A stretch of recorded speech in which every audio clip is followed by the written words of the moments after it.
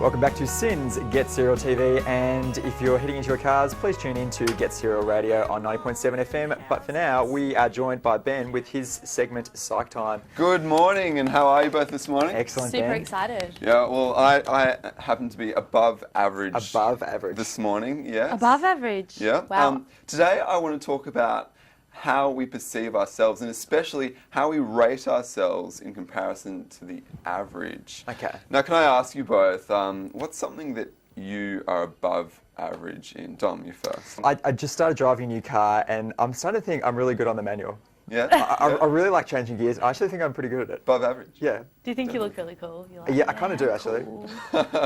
There's been a whole bunch of research on people's self-concept, and there's something called the Lake Wobegon effect. The Lake Wobegon effect describes the tendency for people to just rate themselves as above average. It doesn't matter what it particularly is. Yeah. And in fact, a huge study done on 800 students. The researchers asked the students to rate themselves on how popular they were. Yeah.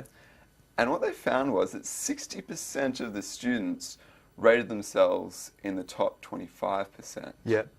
And they found that 25% of students rated themselves in the top 1% of popularity. So there's this gross overestimate. Like, everyone just thinks they're really popular. Oh, I'm really popular. Do you mean that people think that they're more popular than they are? Is that what you're trying to Not just popularity. It's been done with a whole Everything. variety of things, including sense of humour, driving skills, and what they found actually was boys grossly overestimate their Driving skill. overestimate Yeah, I think everything. in my heart of hearts I know I'm actually not a very good driver, but... Well, I think I'm awesome. I don't have insurance because I think I'm that good.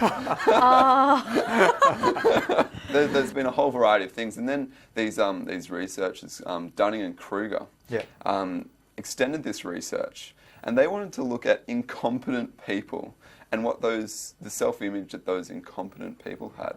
And what they actually found was the less competent someone was, the more they overestimated their ability. Yeah. So that means the worse driver you are, Okay. the better you think you are.